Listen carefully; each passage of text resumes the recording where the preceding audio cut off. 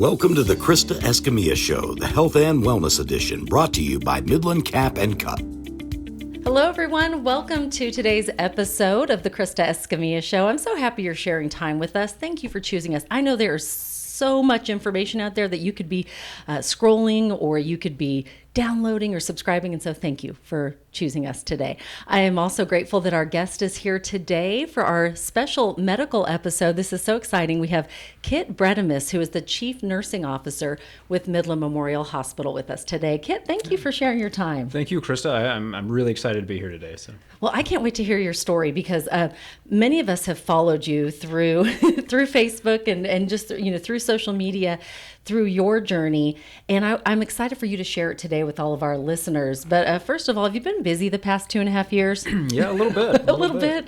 Little pandemic maybe kept you busy. Just keeping it spicy. Yeah, that's right. But first of all, just thanks again for the communication that you shared during the pandemic.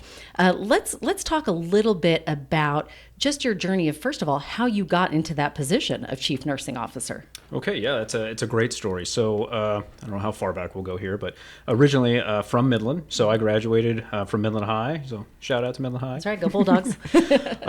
Went to school originally to be a physical therapist, actually. Okay. I didn't initially intend to be a nurse. I was thinking that I wanted to be a physical therapist and work with like the Dallas Cowboys and all the exciting stuff there. Sounds fun. Yeah, sounds cool. And then I got into clinicals and realized that, it's not what I was looking for. I didn't have a passion for it like I thought I would. So I was looking at what I could do as far as, transferring careers. I wanted to stay in healthcare, but I really wanted to do something exciting and gets me into the clinical setting. So one of my friends suggested nursing. So it's like, okay, I can, check that out. It's, pretty good job portability and pay right out of school. But I didn't know any nurses. I hadn't really had a whole lot of exposure to it. So it wasn't until I actually applied, got in, and went to nursing school in the University of Texas Galveston medical branch. It was awesome. Being there, I remember very vividly in my second semester is when it really clicked for me. I was like, man, this is where I'm supposed to be. Right. So I graduated nursing school. We moved around. So again, being from Midland originally, like most high school kids, I couldn't wait to get out of here and never come back. But recognized that as we moved out, and we lived in Austin and Galveston, it was really missing something, right? We were missing that hometown feel. We wanted our kids to grow up in a great community like we did. So we ended up moving back to Midland in 2008. My wife and I, who are high school sweethearts as well. So we've known each other since junior high. I want to say hello to Heather. I've seen Heather. her online as well. That's right, yeah. And so, when we moved back, it was an opportunity to, not only be back in our hometown, but to work at my hometown hospital. So I started in the emergency department there in 2008. From there, worked my way up into the director role. And then in 2019, August 2nd, to be exact, moved into the chief nursing officer role at Midland Health. And I want to backtrack just a little bit. You said that you knew right where you were supposed to be at one point in your journey. Mm-hmm. What was it that made you trigger that goes, for you to go, this is it? It was a clinical experience. So I was, in Galveston at UTMB, working on a cancer unit. And I was working with one of the patients in one of my clinicals. And, at that point, I'll admit it, I didn't have a fantastic attitude. I thought nursing school would be kind of a breeze and that, I'll just get through it and then figure out what I want to do.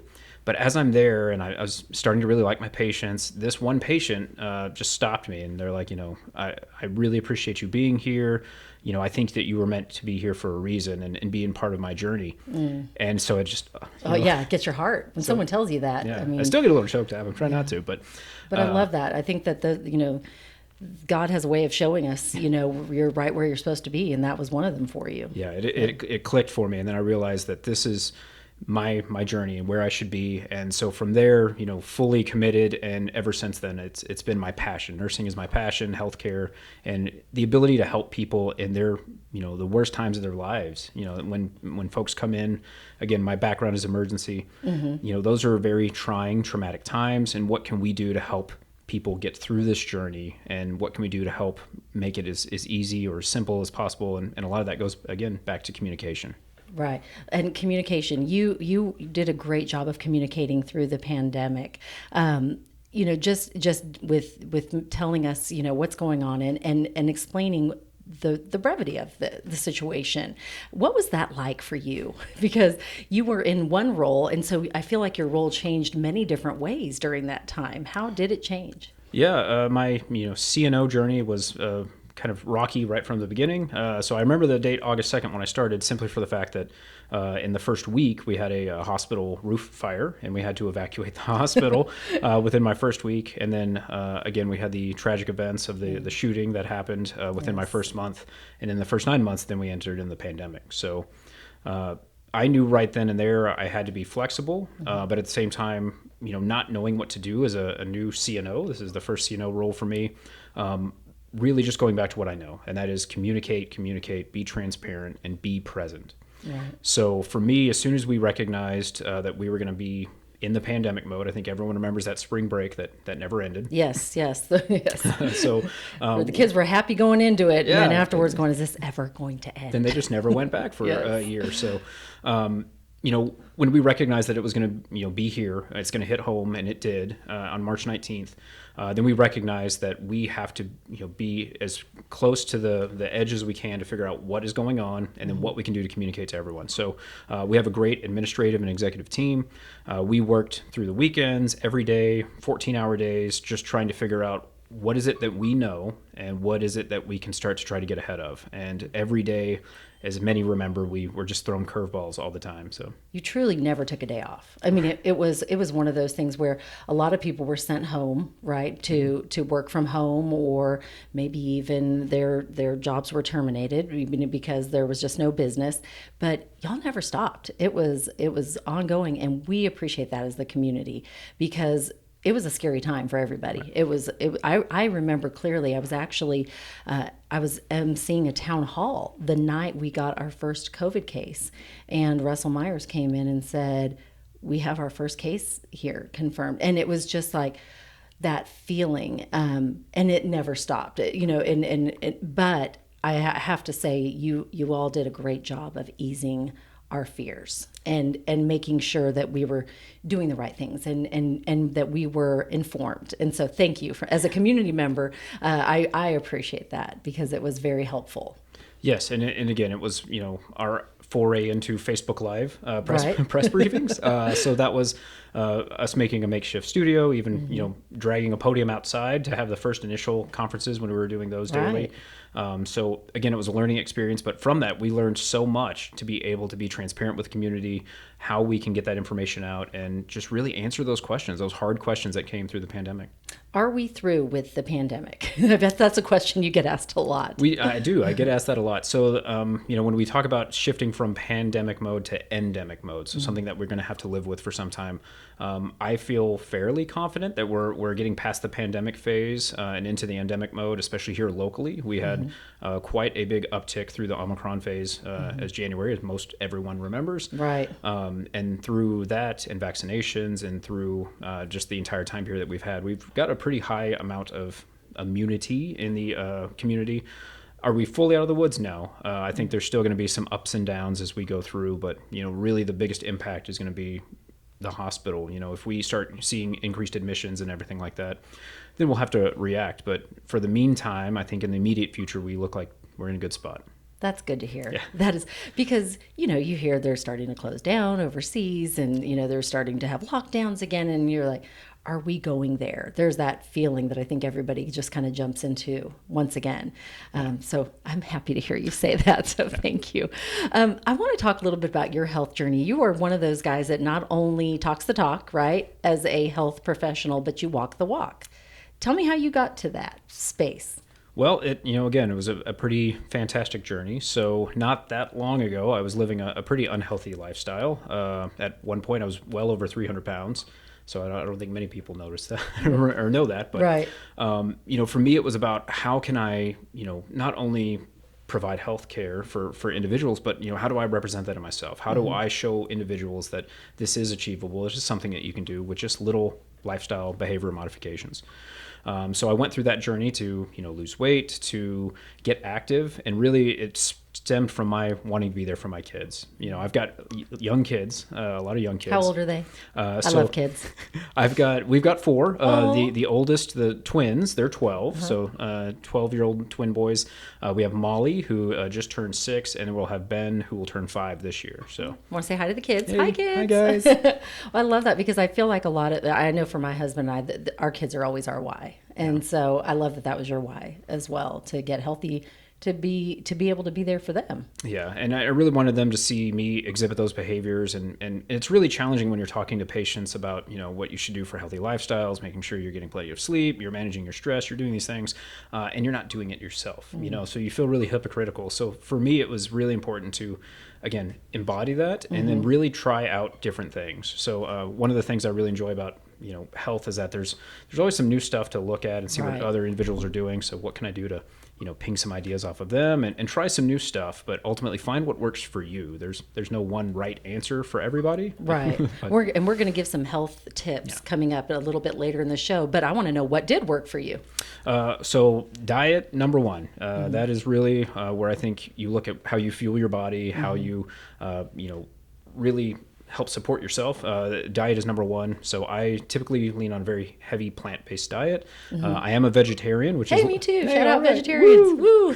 Going on 30 years, actually. That wow. makes me feel really old. Okay. But yes, 30 years. Well, I've only got about 5. So well, good job. Okay. Good job. Welcome to the club. Yeah. So again, as you know, it's a little challenging in the area, but there are some great opportunities and restaurants out there that do have some options for you, especially now more than 30 years ago. I want to add because I moved here from California, and in California there was a little bit more of that organic health trend already starting 30 plus years ago. But then moving here 23 years ago, I came in and I was like, where can I eat? Okay, Fazoli's, it was like, which I love Fazoli's, but that was my only option for, and then some started to come in that we have Strawberry Fields Cafe now, which is amazing. What's your favorite? I'd have to say Garlic Press. They have a fantastic vegetarian and vegan menu. Is it the vegetable curry dish? Is that one of your favorites? That one's really good. That's one of my favorites. So shout out to Garlic Press. Yeah, shout out Garlic Press. Love Garlic Press.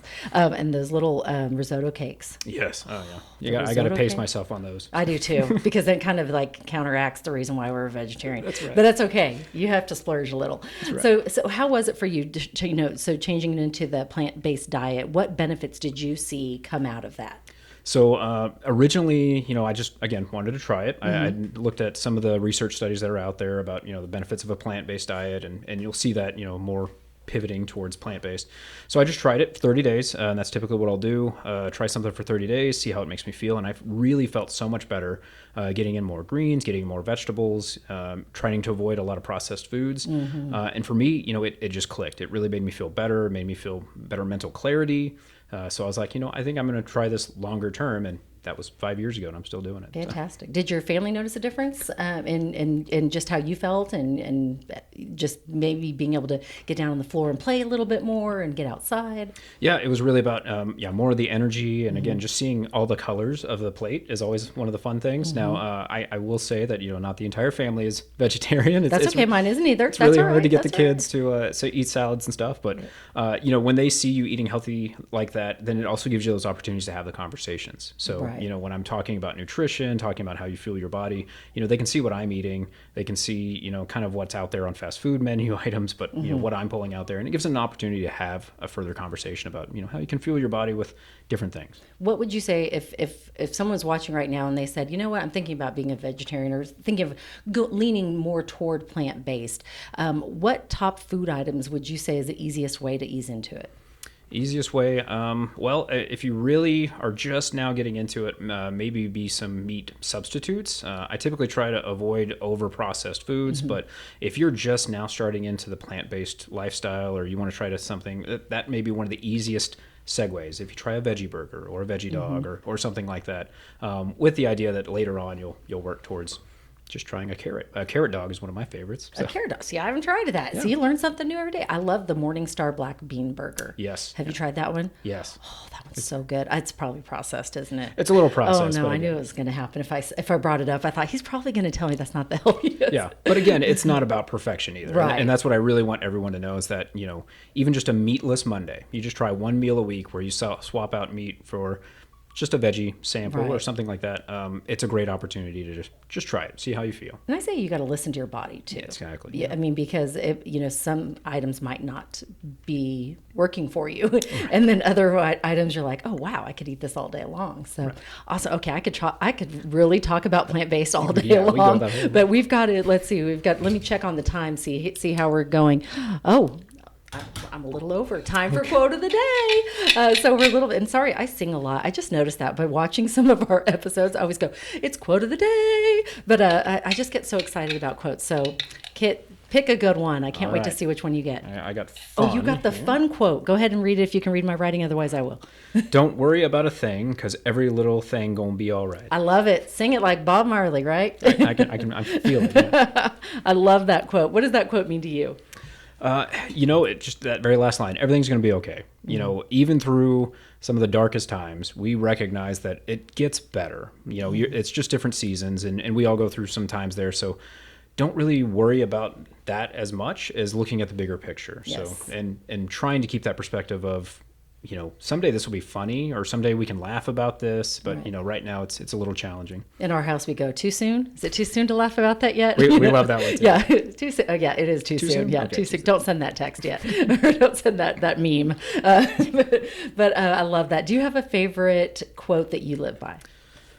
There's so many great quotes and wisdom out there. I think if I had to pick one, it'd probably be the first quote I ever really memorized and lived by. So early in my nursing career, as I was talking about that, it was an Epictetus quote, a Stoic philosopher, and it's kind of long, so forgive me on this, but it's about tentative efforts. So tentative efforts lead to tentative outcomes.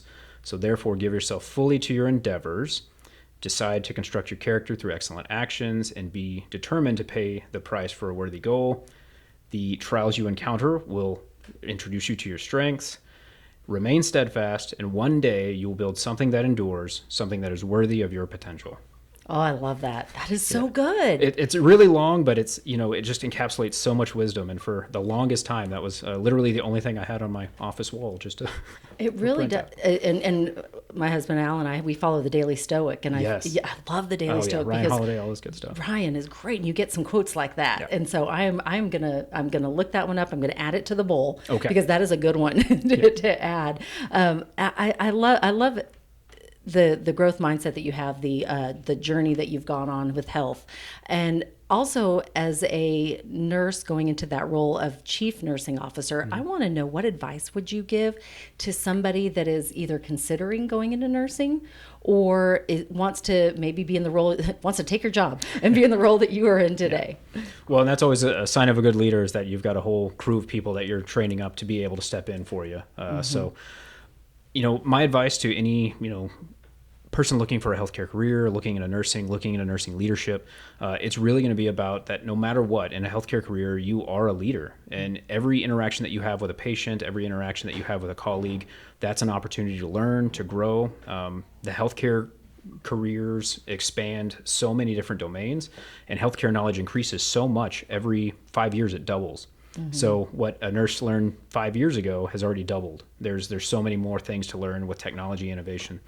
So you always have to be learning. You always have to be recognizing what's going on in the industry, what's going on with your patients, and what you're seeing kind of from a community standpoint. And then when you're looking at moving up into a career, it's always thinking about what's the next step. What is the thing that I can do to help not only my patients but my professional development. So I'm constantly promoting and getting folks to try to look at their professional development plan. So if you don't have one, you should definitely get one. And that was going to be my next question. What would you suggest for someone to get a professional development plan? Because I want one, whatever that is. I want one. What is it? So professional development plan to me is always going to be about different domains. So one is formal education. So is there any kind of advanced degrees that you want to pursue, or anything anything that just is interesting to you. So I think oftentimes we get too wrapped up in getting a degree for degree's sake, but is it something that really is passionate for you, that you really want to learn about? Then there's the informal education. So things that you can do just from YouTube videos, TED Talks. I mean, those are always amazing. Yes. You get so much wisdom from those. You really can. When I don't know something, I go to YouTube. I know, it's so It's great. I mean, we used to have to go look in, there was this thing called the encyclopedia and the dictionary a long time ago. We'd have to look up anything. And now it's just instant access at your fingertips. Even if you can't open, I don't know, the trunk of your car. I wouldn't know from experience. No, actually, I would know from experience. We had to do that once. But if you need to find something out like that, you can do it just like that on YouTube. That's exactly it. Yeah. So that's what you would call the informal. Yeah, that's the informal education. That's virtual mentoring. That's another thing I think we see a lot of, is that people find that I really want to mentor, but I don't know how to get plugged in with a mentor. Well, some of that can be virtual mentoring. When you watch a Simon Sinek talk, when you watch those kind of things, you can follow individuals online and learn from them in that same way. It doesn't necessarily have to be bi-directional, but it is good if you can find an in-person mentor as well, someone within either in your industry or someone that's doing what you want to do, right? And just picking their brain. Oftentimes, how would you do that in the nursing industry? How would you find someone? Because I feel like when I'm in a hospital, y'all are so busy and you're doing the really important work, and I don't want to bother anybody, And so, what would someone do in that situation to find a mentor in nursing? So sometimes it's just the courage to ask. And that's how I started my journey, is just asking those nurses that, one of them was an educator. I originally thought I was going to be an educator, a nursing educator. So I talked to that educator. I said, hey, how can I do what you're doing? Like, gotcha. I see you, like, how did you get into your role? Just pick their brain. And from there, that will spur more questions. And that really helps, you to understand what their journey was. And so now how can I, follow along in some of those same lines? Absolutely. Okay, those health tips are coming up right after the question of the day. Let's see. So I'm sitting here today in Midland, Texas with Kit Bredimus. He is the Chief Nursing Officer with Midland Memorial Hospital, and we are going to let him pick the question of the day. All right, I'll pick from the middle of the pile here. Sounds good. Sounds good. Giving. The giving card. What's the question? All right. What inspires you in tough situations? Who do you inspire? Oh, I like it. Fantastic. All right. So what inspires me in tough situations? Again, it always goes back to the why. So why are you doing what it is that you're doing? Who are you there to serve? And for me, that's always going to go back to, it's the community, right? This is my hometown. This is my hospital. These are my people. This is where my family goes if they need medical care. So for me, I always put myself in that situation, and that inspires me to take care of my staff and my crew and the general community. How can I be of service, and what can I do? And typically that's going to be information. Typically that's going to be some way of getting the connected dots. Right. And then who do I inspire? I mean, I would hope that I inspire my family, my kids, that they can see me living out what I say, practicing what I preach. Right. And luckily, the older ones are now at the age where they'll call me on it. So that's always good. Yeah, isn't that fun? Don't you love it when they call you out on stuff? Yeah, it happens all the time at our house. But it's good. They keep you in check. It is, yeah. We had a whole conversation this morning actually about traffic cones and like what you control, what you can't control. So yes, because there is a lot in life you cannot control. Right. So let's talk about that since we're back on that subject, the health tips. I want to give out some really good health tips that our listeners and viewers can really start applying to their life, because as my son told me last night, actually, my oldest, he said it takes 30 days to make that habit stick. And so what habits would you like to see all of us in the community develop for at least 30 days so they'll stick? Because boy, do I want them to stick.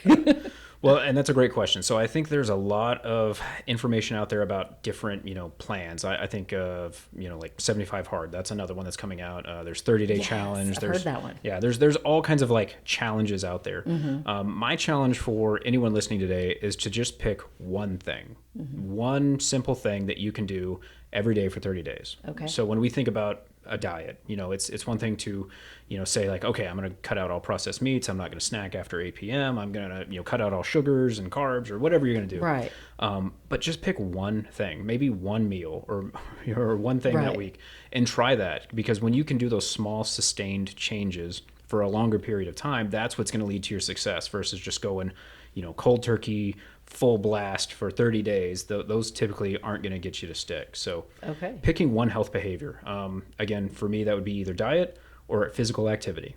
So even if it's just getting outside for 15 minutes a day, just do that. Just be outside. You don't even have to do anything. Just be outside for 15 minutes. Right. And then while you're out there, you're probably going to want to move around a little bit. So that's the hardest step. And I feel like once you get outside, it does for me. It just does my heart good. I get outside on those windy days. Yes, we've had lots of them lately. Eat a little dirt. Yeah. If you're not around West Texas, and I've heard it's windy everywhere in the country lately. But West Texas is really windy, if you have to go inside on the treadmill for a day, like I feel the difference between getting the sunshine and not getting the sunshine. Like that you really can feel that. I guess it's that good old vitamin D kicking in, right? That's exactly it. Yeah, getting outside, getting some fresh air, feeling the sun on your face is not only good physically for you, but also mentally. So. Oh, I have a good question for you because I am a vitamin junkie. I'm just going to say it. I love vitamins. I'm like, ooh, new health, something I can try. Let's try it. What vitamins would you suggest that people, would take or maybe add into their diet? And can you take too many vitamins? Especially B12. I was going to say, B12, you can get a little high on that, especially when B12 is in a lot of different energy drinks and you'll see that kind of stuff. So there is some toxicity, but usually your body can handle vitamin B pretty well. So, so you'll be okay. Okay, good. It'll get processed out. As far as vitamins go, I would always, again, try to get it from your diet first. Just eating your healthy greens that has a high source of vitamin K, getting a lot of citric acid, those kind of things. But if you are going to supplement, I have a daily multivitamin that I use. Those will typically work for a majority of the population. If there are going to be some specific concerns that you have, maybe it's hair growth, maybe it's joint health, whatever, then you can supplement those with either a fish oil or something like that. There's opportunities out there for you. So if you had to say anything, fish oil would be a good one to add to the diet. It's a good one for joint health. If you don't eat enough, just fish in your diet. I'm not a fish fan, obviously. I don't eat it. Yeah, so I typically take a joint supplement for that just to help with, again, when I get out there and run, sometimes I can feel it in my knees. So a little fish oil can help with that, or krill oil if you're looking at that. But again, it's really going to be depending on what you're looking for. But most vitamins are, fairly benign. They're if you want to try something new and see how you feel, then feel free to do so. Okay, good news. Any other health tips? Anything else that someone could just make that little change today before we move on to the next question? Yeah, I think the other health tip, getting outside of diet is the physical activity. If you are going to start just one place, again, getting outside, getting some fresh air, some vitamin D. And then I would really recommend, especially for you guys listening out there, is to follow up with your annual physical exams. Yes, that's important. And we were kind of talking about this beforehand. With women, I feel like we have a doctor, right? We go to the OBGYN and you get your yearly checkup. Hopefully you get your yearly checkup, and then especially your mammogram. I want to push that out there, that it's so important to get your mammogram after age 40, I believe. Correct. Yeah. So for guys, why do you see the difference between men and women? Because you said there's a significant number difference in women that get their yearly to men. Yes. So when you look at just the rates of physical exams, you're exactly right. About 75% of women will get an annual exam either through their OB or primary care, whereas only about 25% of men will, maybe up to 50% once you get in 65 plus. But we recognize that starting at age 40 is when you'll start to see heart disease and cancer start to become the number one mortality rates, number one and number two respectively. So we really want to make sure that we're staying on top of that health, and getting early detection of these problems is how you're going to be able to sustain your life longer. So when we talk about heart disease, those are primarily behavior modifications. When we talk about diet, when we talk about physical exercise, we talk about smoking cessation, not doing those things. That will help you later down in life. But if you have a congenital issue, something you're born with, or you've got a history of hyperlipidemia, you've got high cholesterol or something like that runs in your family, then it's good to get those checked out annually, get it checked out early. If you have a history of cancer in the family, then you are at higher risk. So you need to start doing screenings a little bit earlier and making sure that you're staying on top of that. And you're exactly right with, routine exams, mammograms for women over 40, monthly self breast exams. For men over 40, prostate cancer is one of the leading causes of cancer. So looking at making sure you're getting your prostate exams, and they aren't fun. It's not meant to be fun or exciting, but it's one of those things that you're giving a gift to yourself in the future, that you're giving yourself the gift of health later on in life. And your family. And I'm gonna speak for all the wives out there, guys. We want you around a long time, so please do this. And I I know my husband, and we talk health all the time. We are just always trying, and I say trying because there are days that you fail, right, at being healthy, but we try every day to implement those little steps so that we can be here for our family, and that we can try to, we know, of course, there's no guarantees, but we just like I've said, we just want to help the big guy out a little. That's exactly right. We just want to help a little bit and take those steps now toward that healthier lifestyle. Oh my gosh, I have so many more questions. I think we're out of time. Are we out of time? Can we restarted? Oh, good. We can keep going. I love it. So, Kit, tell me, what challenge through your career have you learned the most from? Okay. I think probably the number one thing I've learned from would be failure. When I failed as a leader, I remember very early on in my career, I wanted to make a change, and I just kind of unilaterally decided, like, we're doing this. This is the law of the land. Everyone just go do it. And it failed miserably, as it should. That's what that's how it is. I mean, that's just how we learn. Yeah. I mean, go ahead. I don't want to jump on your story. No, that's great. So, from that, I learned that, I didn't get buy-in. I didn't get the feedback from the people that are actually affected by it. And what I thought was the best idea, clearly was not operationalized and prepared. So for me, that taught me a very humbling lesson. And it still sticks to me to this day that I'm always going to have that communication. I'm always going to have that feedback, and we may go a different route, but ultimately it's going to make sure that everyone can at least know that what's coming. And on that, when you saw that it didn't work, what changes did you make that you implemented that now you're going, oh, I'm glad I did that? Well, again, the first thing that you'll recognize, and I think a lot of people can relate to this, is that I dug my heels in. Like, no, this is going to work. We're just going to power through this, and we're going to make it work when the wheels started to get real shaky. And then after that, I realized, like, no, this is a failure. And so I had to eat a lot of humble pie and tell everyone, walk it back. Like, you're right. You told me this wasn't going to work. You're absolutely right. And then I had to then humble myself as a leader to say, what can I learn from this? And then be very transparent with that. Hey guys, I stepped in it. So what can we do now moving forward to get a little bit better at this? And so luckily my team was very knowledgeable and helpful in that and giving some feedback. That's great. Because I think a lot of the time, we have to admit the mistakes, because we all make mistakes every day. I mean, I know I do. I make it, and then I'm like, oh man, that didn't work, I really need to apologize. That didn't come out the way I wanted it to sound, or that didn't work the way I thought it was going to work. But it can be hard because there's this thing called the ego, and the ego gets, I don't know if you've read Ego is the Enemy. Yeah. I knew it.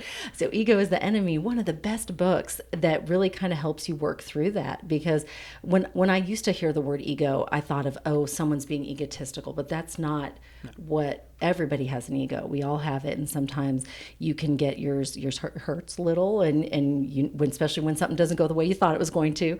But when you can put that ego aside, do I have Ego is the Enemy over there? No, I have Courage is Calling. Another good book. But I was going to show y'all. And I think it's important to really admit it, address it, and learn from it. Yeah. And then like you did. So I love that. That's exactly it. Lean into it, and then also teach off of that. So I always give my nursing leadership students that exact same spiel of how it went down, and learn from this, because ultimately I don't want you to have to go through the same thing. Great. Well, on the Krista Escamilla Show, I always like to ask favorite books because we want to share the knowledge, like you just said. And so I have to ask you, what is your favorite book? Ooh, so many. I think if I had to pick one that's been very impactful, I guess recently, probably last year I read Viktor Frankl's Man's Search for Meaning. Okay. And that is a fantastic book. It's a fairly short read, but it is about Viktor Frankl. He was an Austrian psychiatrist, and he was in a concentration camp. So he walks through the whole journey of how he went from a successful professional to just surviving every day and then what he saw through the concentration camp and surviving that, and what that taught him. So, very impactful book. I would highly recommend it. Great. I love that because I haven't heard of that one. So I wrote it down so we can, and I'll try to put it in the show notes if I remember, so that you can look it up as well. How about podcasts? Do you have a favorite podcast you listen to? Oh, there's, again, a lot of those. Fan of Tim Ferriss. Jocko Willink also is another good one. Okay. So I would recommend either of those if you're...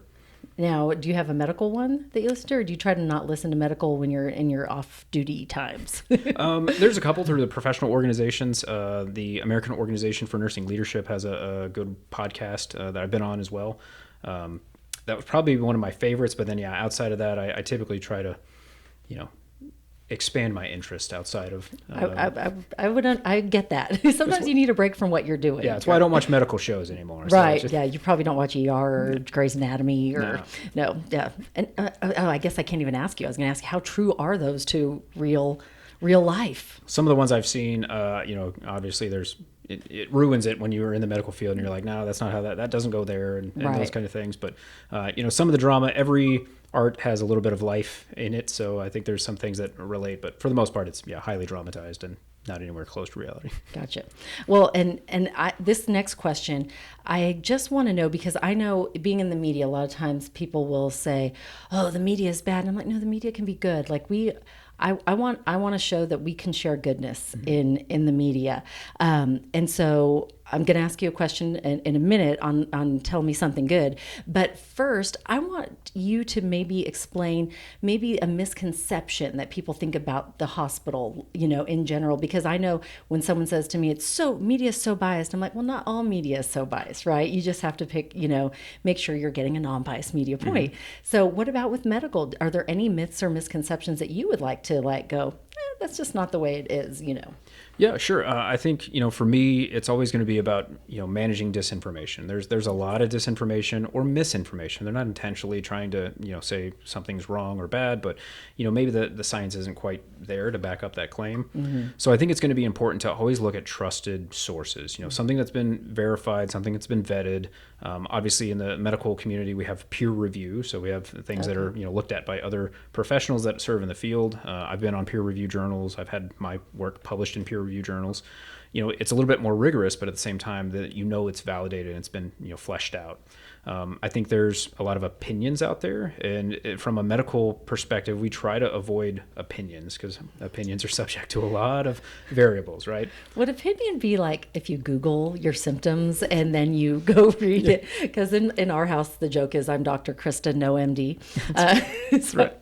Because I Google, I'm like, well, let me Google what you have real quick. So is that a problem in the medical field?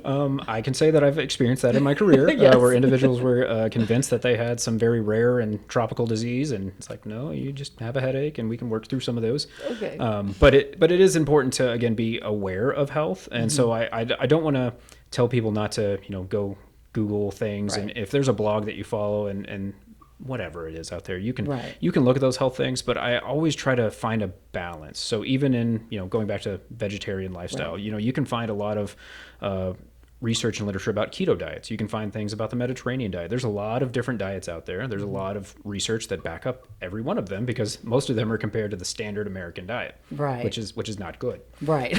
So any of them are going to show positive benefits. So it really again it goes back to what works for you, what is a good makes you feel good and fuels your body, but at the same time it goes to all medical advice. So Right. really finding what works and find you a trusted healthcare provider and listen to that person when you ask for their advice. Don't just walk out the door and have it go in one ear and out the other. That's right. If there was one food item that you could tell people they should get rid of today, what would it be, Kit? Oof. Oh, there's a lot Don't of say those. French fries. Don't say French fries. At least that's a potato. If anything, I think I read a study that the blooming onion or one of those fried onions is literally the most unhealthiest thing you can eat. Okay. So I did not know that, but that's I did an not interesting either. factoid. Okay, good to know. Those are gone now today. Yeah. I don't think anyone's making them at home, hopefully, but anything that's deeply fried nothingness, I would try to avoid that. So. Okay, the deeply fried. We're going to say goodbye to. Tell me something good. Tell me what right now in your profession, in your just in your life that you're seeing right now here in West Texas, what good is happening? Oh, there's so much to be thankful for and grateful for. I start my day every day with gratitude.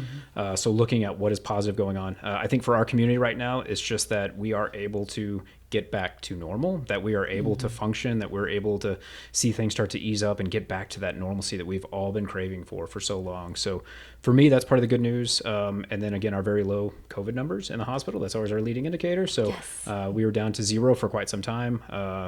And very low numbers otherwise.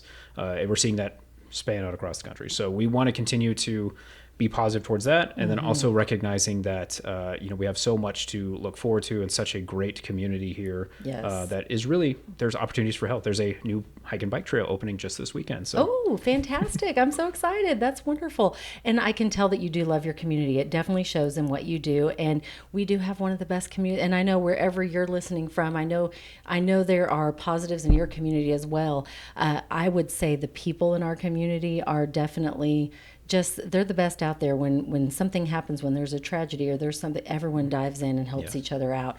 And so I just want to, with saying that, we have a lot of nonprofits that are amazing in our community. And at the end of our show, I always ask our guest if there's one nonprofit that we're going to make a donation on behalf of. It's our way of paying it forward here. What nonprofit would you like to pay it forward to? I think for me, I would choose one that's pretty near and dear in my heart right now is CASA of West Texas. Fantastic. So, I am a CASA court-appointed special advocate, and that is, I've always had a passion and heart for foster kids. We were foster parents for several years. Now moving on this side of the foster care and child welfare system, it's really important to me. So I think that's fantastic. Thank you. It is an amazing way to give back, either volunteering or donating your dollars. And so I'm so grateful that you brought up CASA of West Texas, and we're going to give them another donation because we've already had one guest already say CASA of West Texas. Wow, so I'm excited. I'm like, let's give them more. I love it. I love it. Well, thank you so much for sharing your time with us, Kit. I appreciate you and all of your knowledge and all what you're doing for our community. Is there anything we didn't get to ask you that you wanted to get out before we say goodbye? Oh, no. Again, it just goes back to I am so grateful for this community, and I'm so proud to be here. I'm from here, and having the ability to work in my hometown and just live here and see how much it's grown since I was a kid. It has. It really fills me with a lot of joy and excitement, and I'm glad that my kids get to grow up here too. Well, thank you so much for your time and for your dedication to your profession, because it shows that you're passionate about what you do, and that's what life's about. And we hope that for everybody. We want all of you to live your best life, find something you're passionate about. And we want to close out by saying thank you for sharing our podcast so that we can get great stories like Kit's out to our community. And thank you to our sponsors for allowing us to do what we love to do, which is pour into our great community. So thank you, thank you, thank you.